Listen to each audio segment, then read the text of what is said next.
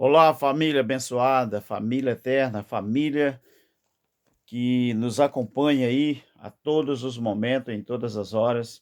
Louvado seja o nome do nosso eterno Criador. Vamos para mais um entendimento, meus queridos.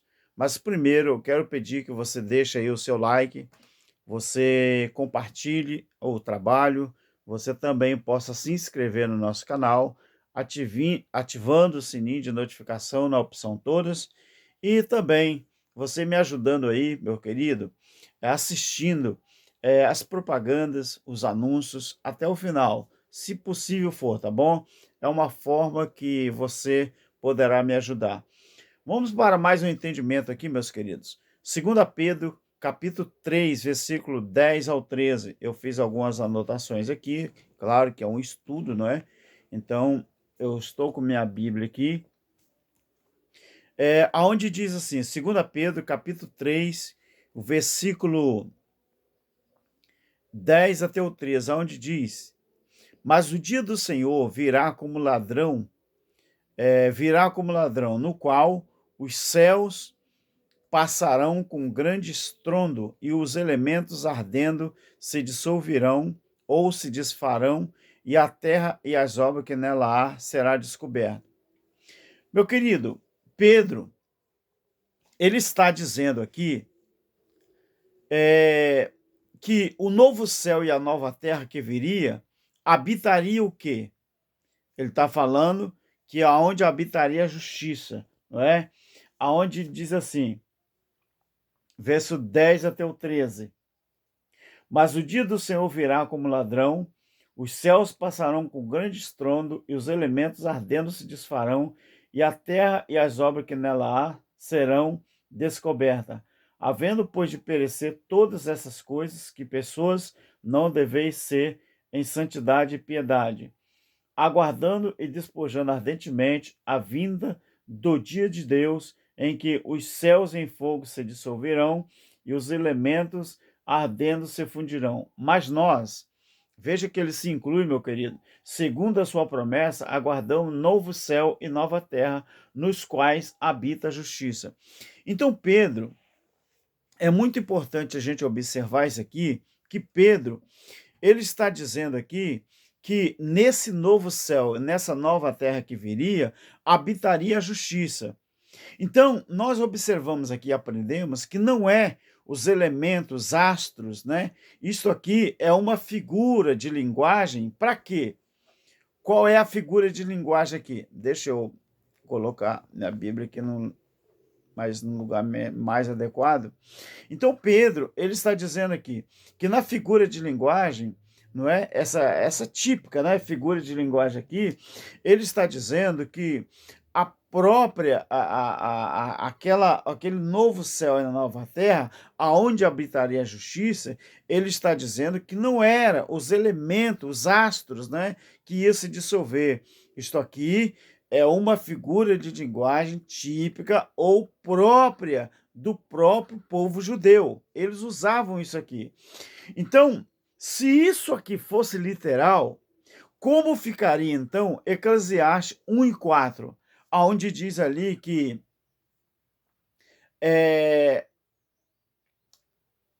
uma geração vai e outra geração vem, mas a terra continua para sempre.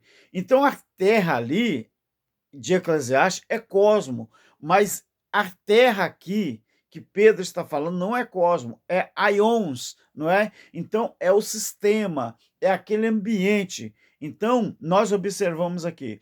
Então terra aqui em Eclesiastes é cosmo, o mundo aion é o sistema de coisas. É claro que muitas pessoas que se dizem cristãos e evangélicos, quando a gente fala de linguagem de figura ou figura de linguagem na Bíblia, o crente, meu querido, ele não entende isso. Por quê? Porque o crente, ele não é habituado a ser ensinado do jeito que é ensinado. É como um aluno, quando ele é novinho, que ele vai para o colégio, e lá as primeiras matérias que eles estudam acerca de todas as coisas, é tudo manipulado pelo próprio sistema. Aí aquele aluno, ele vai crescendo, ele vai tomando corpo, ele vai pegando a idade, já com a mente, com aquela lavagem cerebral. O tempo passa e ele vai começando a entender que tudo que ele tinha aprendido anteriormente na escola, muitas coisas eram manipuladas. Então ele vai reaprender tudo que ele tinha aprendido. Então, isso aqui que Pedro está falando, quem que seria abalado? Que Pedro está dizendo aqui. O dia do Senhor virá como um ladrão. Os céus passarão com um grande estrondo, e os elementos ardendo se desfarão, e a terra e as obras que nela há serão descobertas. Então, quem seria abalado? Cosmo ou aions? Então, se você observar aqui, vamos observar aqui em Isaías, olha o que diz Isaías. Olha o que diz aqui, só para você.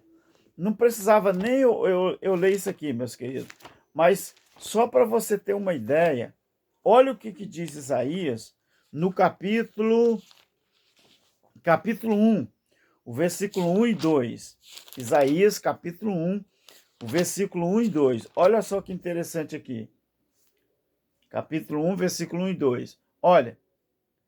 Visão de Isaías, filho de Amós, o qual ele viu a respeito de Judá e Jerusalém nos dias de Uzias, Jotão, Acás e Ezequias, rei de Judá. Ouve, ó céus, e dá ouvidos, ó terra, pois falou o Senhor, criei filhos e engrandeci, mas eles estão revoltados contra mim. Então, olha só a figura de linguagem que o próprio profeta Isaías usa também. Então, Isaías, ele está falando aqui que é o sistema da época, é que seria destruído, seria abalado. Então, o próprio Isaías, quando ele fala assim, ouve, ó céus, ouve, ó terra, ele não está falando da terra toda como fosse o reino. Ele está falando daquele ambiente ao qual ele entregou a profecia. Então, nós vamos observar, queridos, que o nosso Criador, ele fez uma coisa e continua fazendo que muitas pessoas vêm entender a palavra, mas é preciso haver quem os ensina de uma maneira correta. Então, se você observar Mateus capítulo 5, versículo 17 e 18, o texto está falando de astros físicos. Vamos observar aqui Mateus no capítulo 5, olha o que diz aqui. Mateus capítulo 5, 17 e 18. Não penseis que vim destruir a lei ou os profetas. Não vim para destruí-los, mas para cumpri-los. Em verdade vos digo que até que o céu e a terra passem, nem um jota ou nem um tio se omitirá da lei sem que tudo isso seja cumprido. Ou seja, quando ele falou até que o céu e a terra passem. Então, o texto aqui está falando de astros físicos? Claro que não. O próprio Jesus. Então, ele diz, enquanto que aqueles elementos não passassem, a lei não poderia se cumprir. Mas que elemento? Que céu e a terra que passaria ali nos dias de Jesus? Era cosmo ou aions? É claro que era o aion. Quando aconteceu o juízo, a Bíblia, a própria Bíblia nos esclarece que o templo ele foi destruído e a lei ela parou de ser, não é, uma coisa que continuaria. Então os céus e a terra, que o próprio Jesus está falando aqui, até que o céu e a terra passem, nem um jota ou um tio se omitirá da lei, sem que tudo seja cumprido. O tetelestai na cruz não foi o cumprimento? Então, o pleno conhecimento, o pleno cumprimento daquilo que Jesus falou em Mateus estava onde? No juízo. Então, se você observa Romanos capítulo 2, versículo 12, a lei ainda não tinha passado, mas precisava passar.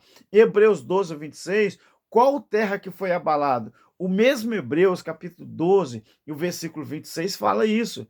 Qual terra que foi abalada? A terra Cosmo ou a terra Aion? Olha o que diz Hebreus. Hebreus, no capítulo... Qual capítulo eu anotei aqui? Capítulo 12, e o versículo 26. Hebreus, capítulo 12, o versículo 26. Olha o que diz aqui.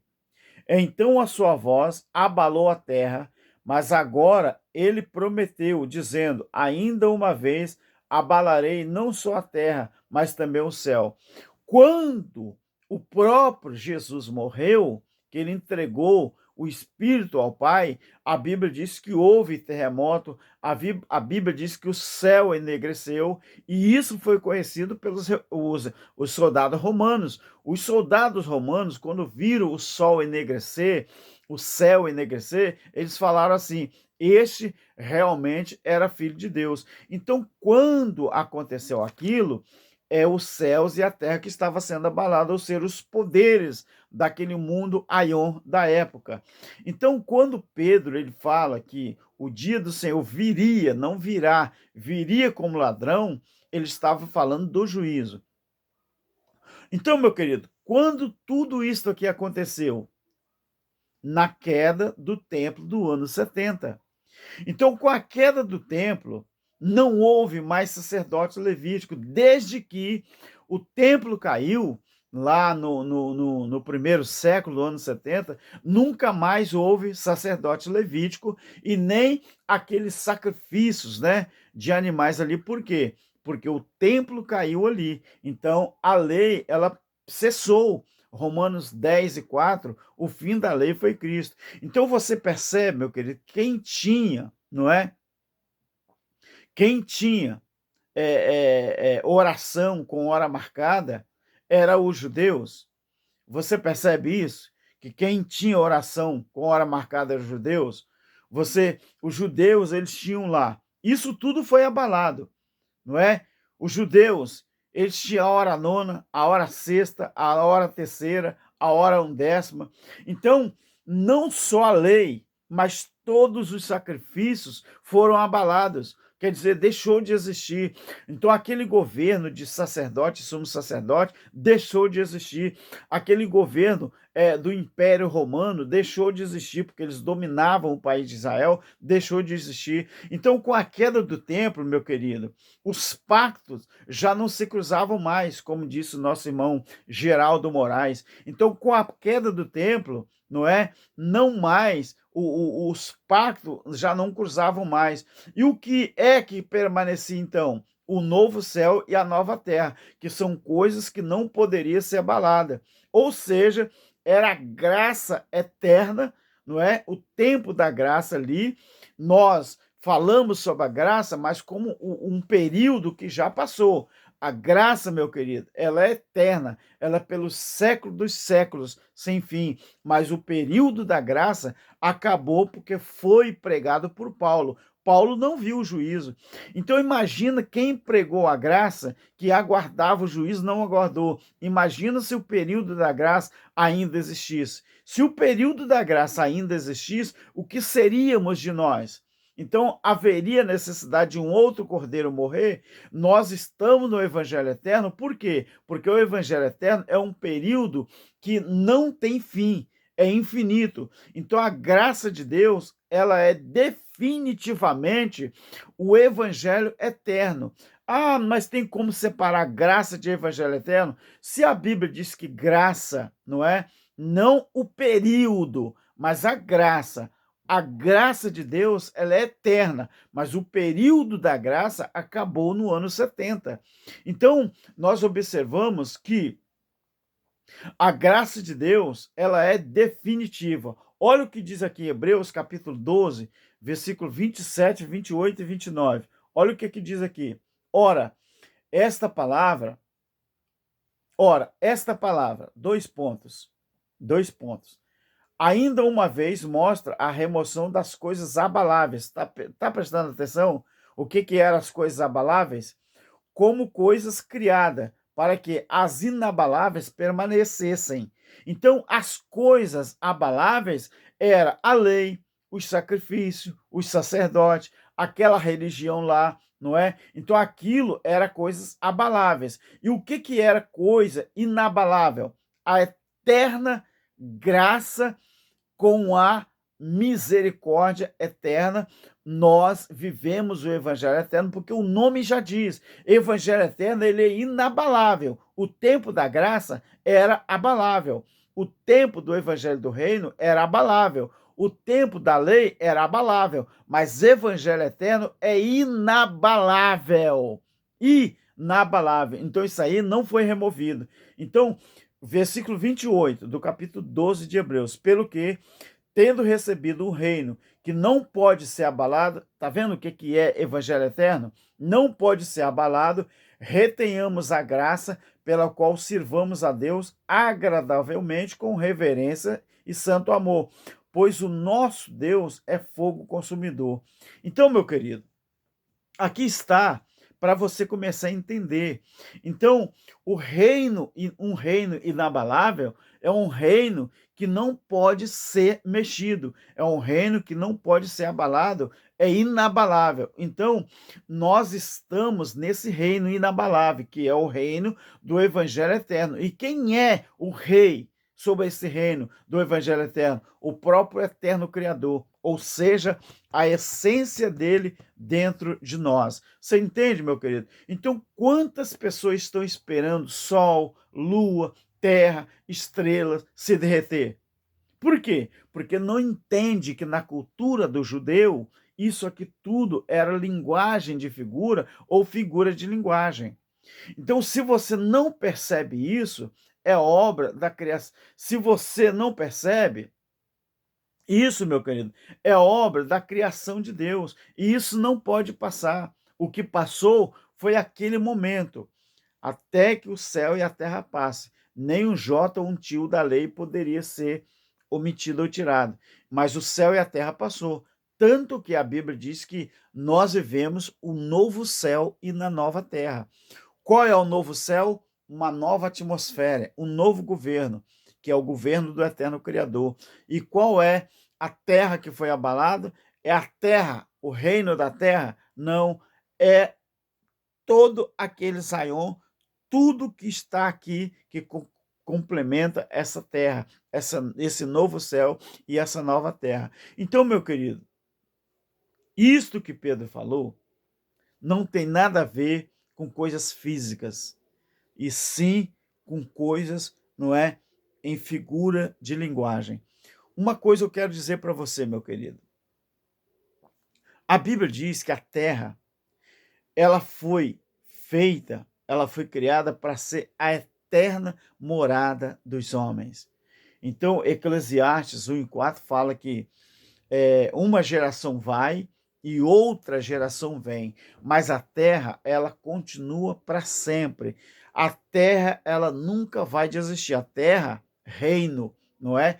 Ela nunca vai deixar de existir. Por quê?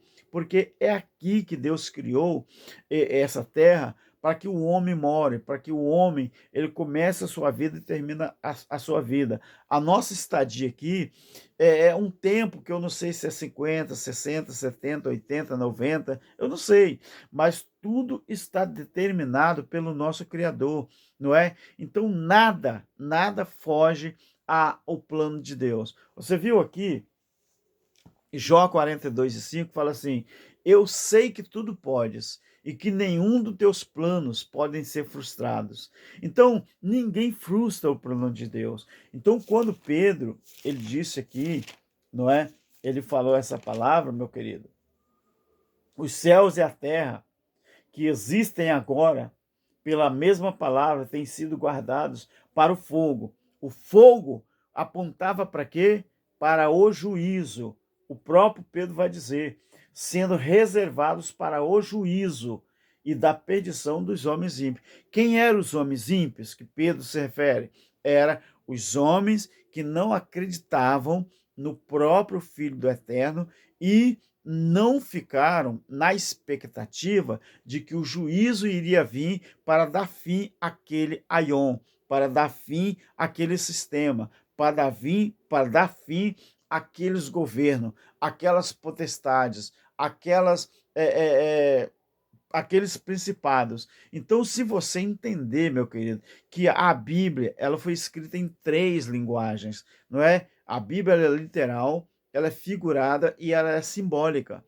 Você não pode ler um versículo na Bíblia e pegar o pé da letra. Por quê? Senão você nunca vai entender.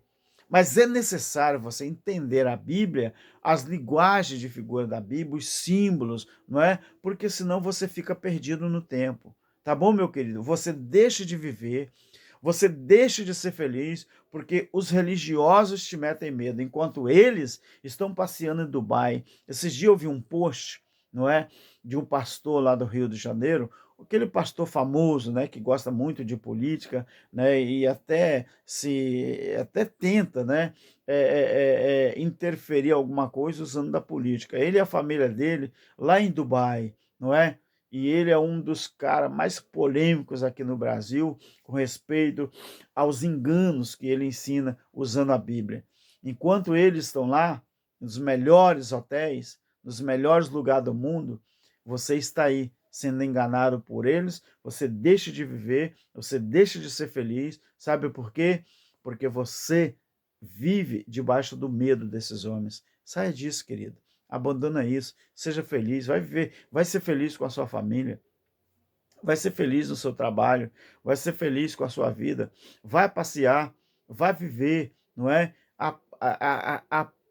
Acaba com isso, esse negócio de sustentar esses homens. Enquanto eles estão com a sua conta bancária lá, me parece que ele é é o terceiro pastor mais rico no Brasil, não é? Enquanto eles estão lá se divertindo, você está aí, ó, trabalhando para sustentar esse povo, tá? Entenda a Bíblia, tá bom? Pedro nunca falou que céu e terra era cosmo, mas ele sempre falou que era aion, é o sistema de coisas, e não da maneira literal para você interpretar.